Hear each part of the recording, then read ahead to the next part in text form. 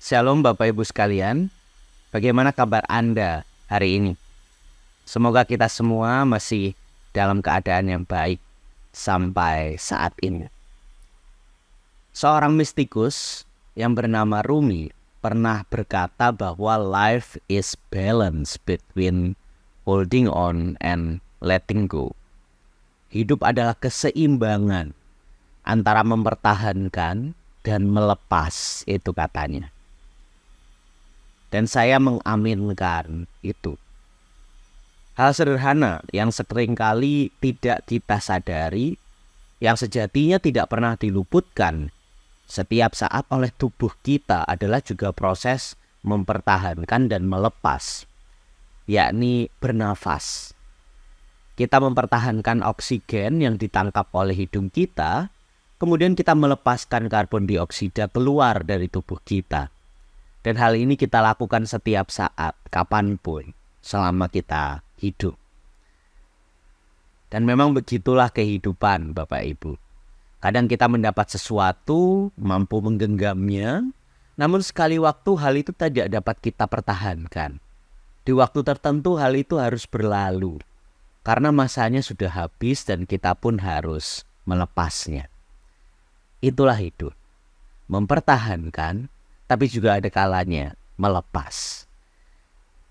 Rasul Paulus di dalam bacaan Alkitab kita hari ini dari Roma pasal 11 ayat 13 sampai 29 memaparkan bahwa sejatinya Allah di dalam tindakan kasih-Nya juga melakukan dua hal itu Bapak Ibu. Mempertahankan tapi juga melepas. Paulus mencoba menggambarkannya dengan sebuah kiasan pohon zaitun.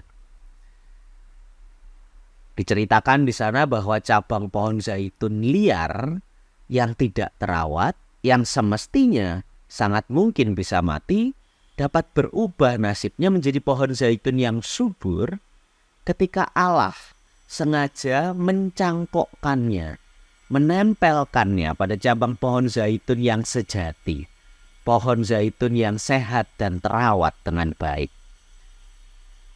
Allah berupaya mempertahankan cabang pohon zaitun yang liar itu agar dapat tumbuh dengan cantik dan sehat. Tapi di sisi lain diceritakan juga di sana, Allah juga tidak segan untuk melepas, untuk memotong cangkokan cabang pohon zaitun itu jika ia mendapati cabang pohon itu rusak atau tidak layak atau tidak sesuai dengan kehendak dan harapan Allah. Ya begitulah karya cinta Allah di dalam kehidupan kita Bapak Ibu. Kita ini adalah cabang pohon yang liar itu. Allah yang penuh dengan cinta tidak pernah rela membiarkan kita tumbuh di dalam keliaran ego dan kehendak kita sebagai seorang ciptaan yang semu. Allah berupaya sedemikian rupa agar kita itu tetap hidup.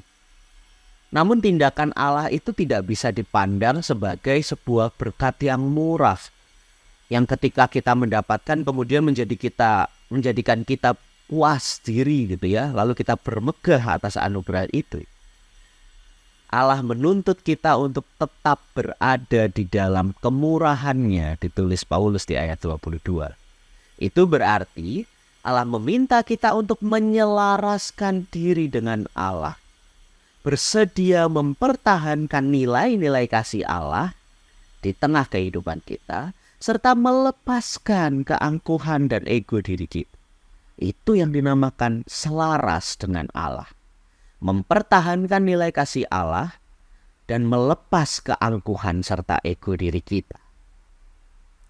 Sehingga dengan demikian, jati diri kita sebagai cangkokan cabang pohon yang liar tadi itu mampu bertransformasi menjadi cabang pohon yang baru yang secara total ditopang oleh kehendak ilahi sang pohon zaitun sejati, yaitu Allah sendiri. Bapak Ibu, mari saat ini kita ambil waktu untuk memeriksa diri. kita. Sudahkah kita melepas keakuan kita dan menggantinya dengan kemurahan Tuhan yang ilahi? Lalu maukah kita merelakan diri untuk bertransformasi menjadi pribadi yang baru, yang secara total ditopang oleh kehendak ilahi? Kiranya Allah memampukan kita. Amin.